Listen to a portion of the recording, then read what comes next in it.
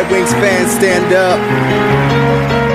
Yeah, we gonna throw them wings up, wings up, wings up. Show the league that this is our time. Let's make the city proud. We gon' win the Stanley Cup, Stanley Cup, Stanley Cup. After that we gonna party. We gon' show everybody. We show them all around the world. We show them all around the world. We show them all around the world. We gon' throw them wings up. We gon' throw them wings up.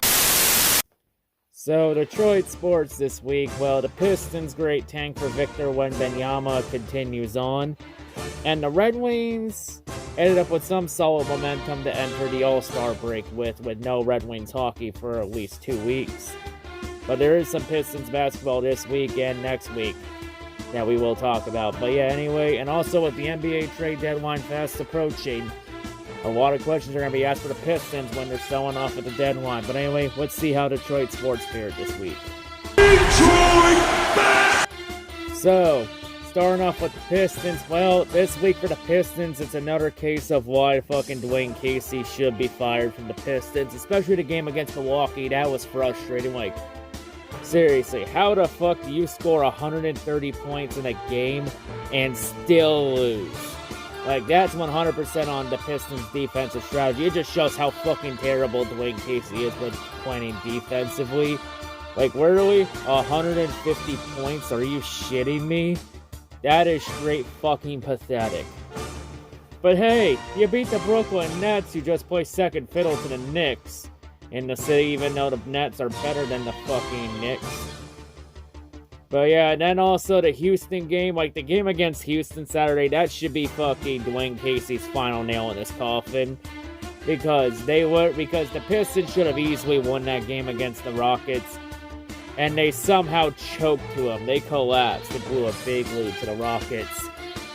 Literally, the Rockets are one of the worst teams in the league, and the Pistons choked to them. That is fucking pathetic. Like, literally, that game against Houston Saturday, last night, that's literally the Lions losing to the Texans in 2020. Like, literally, this Dwayne Casey situation is becoming Matt Patricia in 2020 all over again. No way, scratch that. It's becoming way worse than that. Like, good God, but honestly, Casey should have been fired after that Houston game. If I was running the Pistons, I would have fired Casey right there on the spot. Because that is straight fucking pathetic. Like, the locker room, like, he's completely lost the locker room. He's, like, Casey's lost everybody, but the Pistons are going to keep him around because with keeping Casey around, it increases the Pistons' tank and odds and their chances to win the draft lottery to get Victor Wembanyama. But 100%, the Pistons need to fire Dwayne Casey, and Troy Weaver needs to go bring his guy in to get this team over the hump. Like you see with the Red Wings. Red Wings fired Blashill and got Derek Lung, and the Red Wings are able to take a next step forward in the rebuild. The Pistons need to do that too if this team wants to have any chance with competing with the Red Wings and the Lions for #1 sports team in Detroit, because the Pistons have the talent to compete with the Red Wings and the Lions for #1 sports team in Detroit, but they need the right coach to get them over that hump and take them to that next step, because Dwayne Casey ain't it. And let me be real, it being one game above where we were a year ago, that's not fucking improvement. That's fucking pathetic.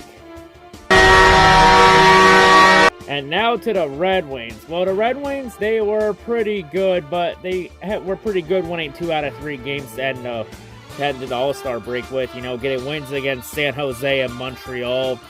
Both of them in overtime, and then they kind of went flat in the final game before the All-Star break, getting shut out by the Islanders 2-0. It's like that just kind of shows the Red Wings' inconsistency, especially offensively. Like, it's fucking crazy how one game the Red Wings offense looks so fucking clutch, and then the next game they turn into fucking goop. It's like, God damn it, what the hell is the Red Wings supposed to be? Like, this team, it just shows how inconsistent the Wings are. Like, the Wings have loads of talent, and Yzerplan, he's starting to rebound after starting the season off slow with the sophomore slump.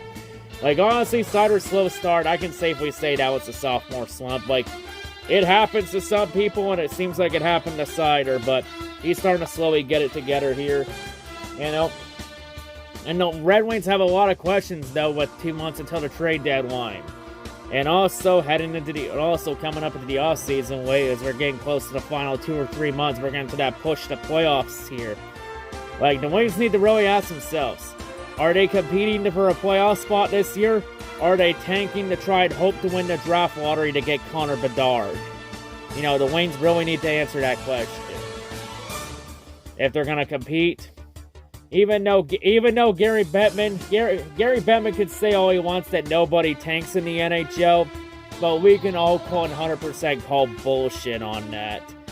We can call bullshit on that.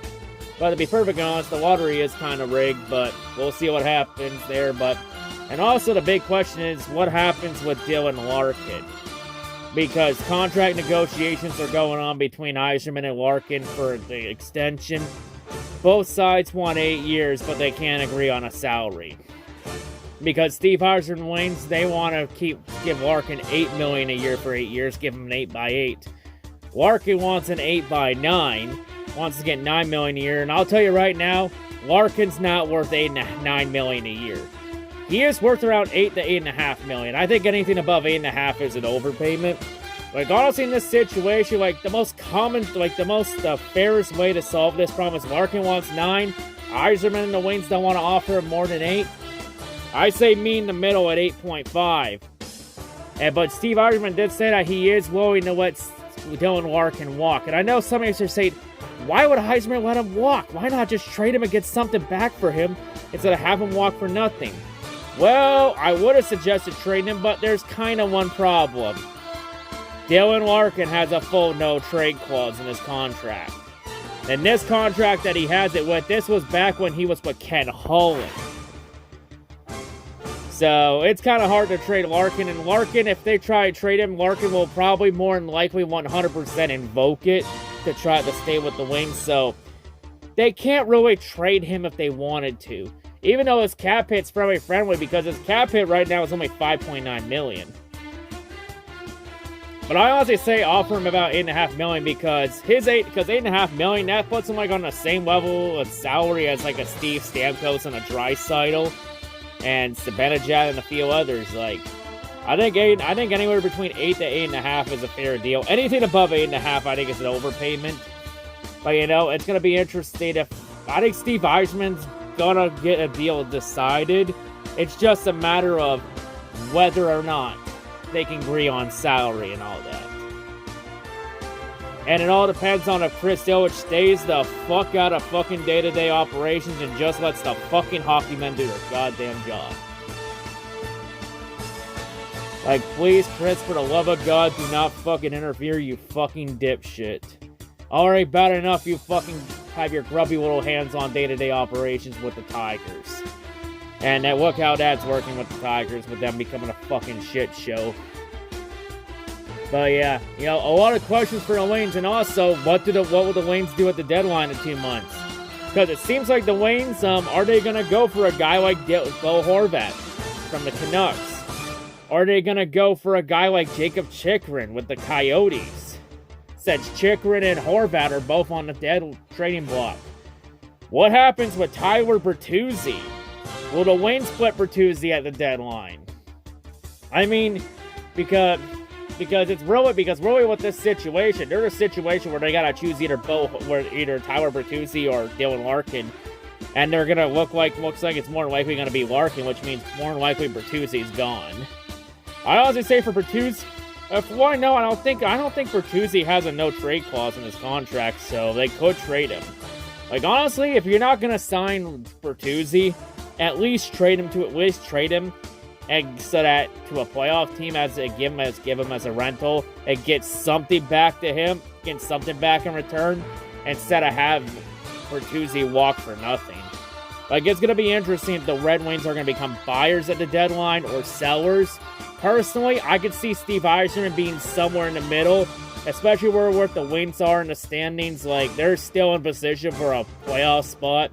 You know, they still need a lot of help, and they need to be a lot more consistent if they're going to have any hope in hell at qualifying for the playoffs this year. But it's a tough position. Like, the Wings, they're not good enough, they're not consistent enough to compete for a playoff spot. but they're not bad enough to compete for the #1 overall pick in the Connor Bedard sweepstakes. Unless the Wings somehow get fucking lucky and win the lottery to get the first overall pick, which I highly doubt that. I mean, if the Wings win the lottery this year, it would make up for getting fucked over in 2020. But yeah, it shall be interesting to see, but anyway, there's no Red Wings hockey for at least 2 weeks until the Wings play against the Edmonton Oilers at the start in February. Since next week is the All-Star break, with the All-Star game next week in Florida. But yeah, so yeah, a week off there, but there will be some Pistons content next week, since the Pistons are playing next week, because the NBA All-Star game is until like near the end of February. But anyway, though, that'll wrap it up here, and yeah, that's all I gotta say. See y'all for Pistons recap next week. I'm out. Actually, hold up. Before I wrap this one up, I do want to address some NFL stuff real quick with the Lions. Because I know a lot of people have been asking, because we all saw the Coach of the Year candidates, and Dan Campbell did not make the list. So everyone's been asking, how did Dan Campbell get snubbed out of Coach of the Year? I'll explain it to you very simply. He didn't make the Lions and didn't make the playoffs. I flat out said it after the Packers game. That Dan Campbell missing the Lions, missing the playoffs is probably going to cost Dan Campbell Coach of the Year. Like, let me just say this. If the Lions made the playoffs this year, well, one, if they did, they would have done some fucking damage in the playoffs. And two, if the Lions made the playoffs, then Dan Campbell would have been a shoo-in for Coach of the Year. Like, no doubt about it. I mean, after starting 1-6 and then winning 8 of your last 10, that's a damn good coaching job. But but hey, for everyone that's wondering about that, have no fear. Because Dan Campbell is 100% winning Coach of the Year in 2023 when he leads the Lions to their first division title in over 30 years. And gets the Lions a playoff win next year. And takes them on a deep run when the Lions take that next step forward with the great Detroit Masterplan. But yeah, at least Ben Johnson's up for the running for assistant coach of the year. Like, honestly, Ben Johnson should be a shoo-in for that. That should be no debate there. And then you also have Aiden Hutchinson in the running for defensive rookie of the year, which that's not really surprising. I think all of us know about that. Like I said it here, like, defensive rookie of the year is between Hutchinson and Sauce Gardner. Like obviously, it should be Hutchinson, but I feel like they're going to give it to Sauce Gardner because Sauce Gardner's in a way more sexier position than Hutchinson, since corner's a way sexier position than a defensive lineman / edge rusher. We'll see what happens with the NFL. Will the NFL go with the sexy position, or will they go with the guy with actual fucking talent? We shall see in a few weeks for the NFL awards before Super Bowl 57.